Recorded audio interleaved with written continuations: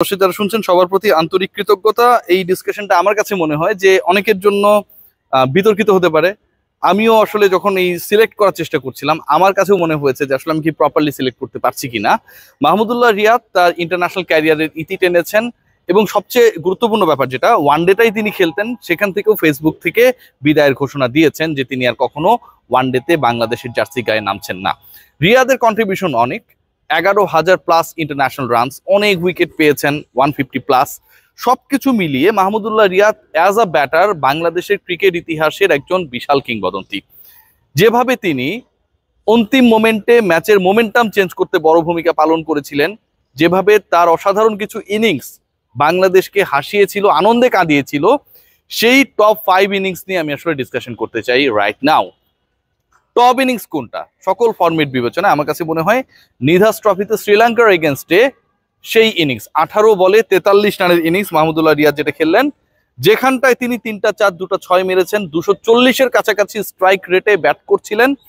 যখন মনে করা হচ্ছিল যে গায়ের জোরে শ্রীলঙ্কানরা ওই ম্যাচটা জিতে নেবেন, সাকিব আল হাসান, নুরুল হাসান, সোহানের রক্তচক্ষু খেয়াল করেছিলেন নিশ্চয়ই কলম্বোতে, সেটাকে উপেক্ষা করে গায়ের জোরে ধাক্কা দিয়ে জোর করে ঘরের মাঠে বাংলাদেশকে হারিয়ে দিবে সেই সময় শ্রীলঙ্কা। এরকম একটা সিচুয়েশনে উদানাকে টানা 2-6 মেরে মাহমুদুল্লাহ রিয়াদ যেই ম্যাচটা আসলে বাংলাদেশের জেতার কোনো ধরনের পসিবিলিটি ছিল না, জিতিয়ে দিলেন। 2টা 6-এর কথা বলছিলাম, 3-4-এর সাথে সেই 2টা 6 তিনি মেরেছিলেন ওই লাস্ট ওভারটায়। 1 ওভার বাকি থাকতে বাংলাদেশ শেষ পর্যন্ত 2 উইকেটে জিতে নেয়। মাহমুদুল্লাহ রিয়াদ 18 বলে 43 করেন। স্কোর কার্ড আসলে রিয়াদের মহত্ব কোনোভাবেই প্রকাশ করার জন্য যোগ্য না এই ম্যাচে। What actually he did for this country. Number 2, second innings, যেটা আমার কাছে এখন পর্যন্ত বেস্ট মনে হয়, মানে ওটার পরেই, সেটা ওয়ার্ল্ড কাপের একটা ইনিংস। ইংল্যান্ডের এগেনস্টে সেই সেঞ্চুরি 103। বাংলাদেশের দ্রুত 4 উইকেট চলে যাবার পর মাহমুদুল্লাহ রিয়াদ সেই সময় ইংল্যান্ডের বিপক্ষে মঈন আলী, স্টুয়ার্ট ব্রড এরকম যে বোলিং ডিপার্টমেন্টটা ছিল তাদের এগেনস্টে শুধুমাত্র সেঞ্চুরি করলেন না, বিশ্বকাপ ইতিহাসে 50 ওভারের বিশ্বকাপ ইতিহাসে বাংলাদেশের প্রথম সেঞ্চুরিয়ান বনে গেলেন। একই টুর্নামেন্টে তামিম ইকবাল 95 করে আউট হয়ে গিয়েছিলেন, মাহমুদুল্লাহ রিয়াদ সেটাকে 100 রানে পরিণত করলেন। এর থেকেও বড় ব্যাপার, এর থেকেও সিগনিফিকেন্ট, বাংলাদেশ ওই পার্টিকুলার ম্যাচে তার রানে ভর করে ইংলিশ লায়ন্সদেরকে নক আউট করে দিল টুর্নামেন্ট থেকে। বাংলাদেশ কোয়ার্টার ফাইনালসে চলে যায়। মাহমুদুল্লাহ রিয়াদ আসলে মাহমুদুল্লাহ রিয়াদ হিসেবে আবির্ভূত প্রপারলি হওয়া শুরু করেন, কিংবদন্তির চ্যাপ্টারে প্রবেশ করেন 2015 সালে এডিলেইড ওভালে খেলা সেই ইনিংসটার মাধ্যমে। ইংল্যান্ডের এগেনস্টে সেই ইনিংস, বাংলাদেশের ম্যাচ জেতানো সেই innings, man of the match Mahmudullah রিয়াদের সেই ইনিংস আমার কাছে নাম্বার 2। নাম্বার 3 যদি জিজ্ঞেস করেন, সেটা আমার কাছে মনে হয় আরো খুব ইন্টারেস্টিং। 33 রানে এবার 4 উইকেট নেই, 33 রানে 4 উইকেট নেই। এবার প্রতিপক্ষ হচ্ছে নিউজিল্যান্ড এবং বাংলাদেশের সাথে নিউজিল্যান্ডের খেলা। গুরুত্বপূর্ণ যেটা, যে সেই ম্যাচে বাংলাদেশ জিতে সেমিফাইনালসে চলে যাবে চ্যাম্পিয়ন্স ট্রফির এক্সপেকটেশনসটা কেউ করেননি। 2 কিংবদন্তির জুটি, গ্রেট সাকিব আল হাসান অ্যান্ড মাহমুদুল্লাহ রিয়াদ, তারা দুজনই শতক হাঁকালেন। জয়ের থেকে মাত্র 8-10 রান দূরে সাকিব আউট হয়ে গেলেন, মাহমুদুল্লাহ ফিনিশ করলেন, অপরাজিত থাকলেন। নিউজিল্যান্ডকে বাংলাদেশ হারিয়ে দিল।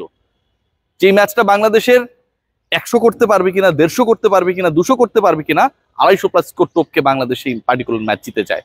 মাহমুদুল্লাহ রিয়াদ অসাধারণ নক করেন।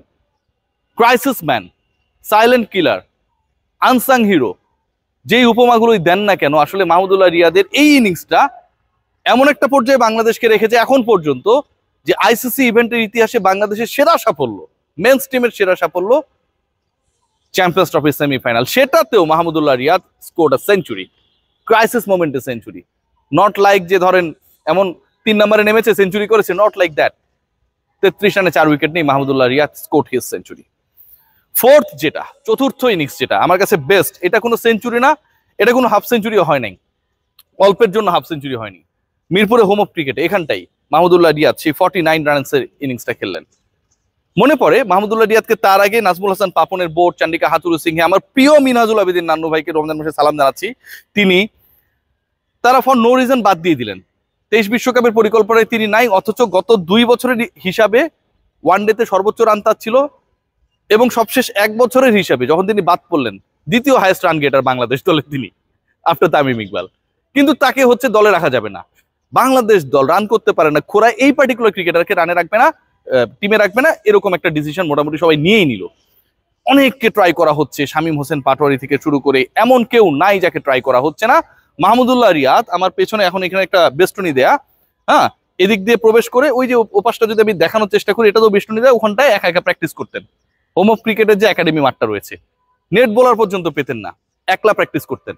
নাজমুল হাসান পাপনরা বিশ্বকাপের আগে নিউজিল্যান্ড সিরিজ বাংলাদেশের হোম অফ ক্রিকেটে এখানটাই পাবলিকের চাপে একটা চান্স তাকে দিলেন, হাইয়েস্ট রান করলেন, 49 রানে আউট হয়ে গেলেন তিনি।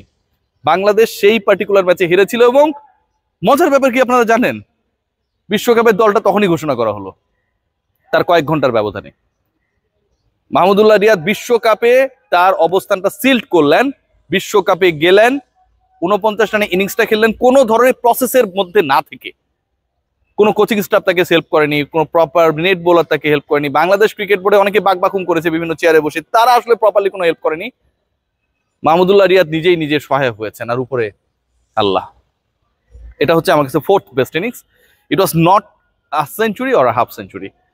বেস্ট 5-এর মধ্যে 5ম ইনিংস যেটা আমার কাছে মনে হয়েছে, এই ম্যাচটায় বাংলাদেশ জিততে পারে নাই, বাট এটা আসলে দেখিয়ে দিয়েছে পুরো ক্রিকেট বোর্ডকে, পুরো চান্ডিকা হাথুরু সিংহকে, যারা সেই সময় মাহমুদুল্লাহ রিয়াদের সাথে অন্যায় করেছেন সবাইকে, যে আসলে বাংলাদেশ ক্রিকেট ব্যক্তি পছন্দে চলে, কোয়ালিটির এখানে কোনো দাম নেই। এবং কোয়ালিটি যে দাম নেই সেটা তো কোয়ালিটিকে মাঠে গিয়ে প্রুফ করে অ্যান্ড দেন তার দামটা আদায় করতে হবে। মাহমুদুল্লাহ রিয়াদ মুম্বাইয়ের ওয়াংখেড়ে স্টেডিয়ামে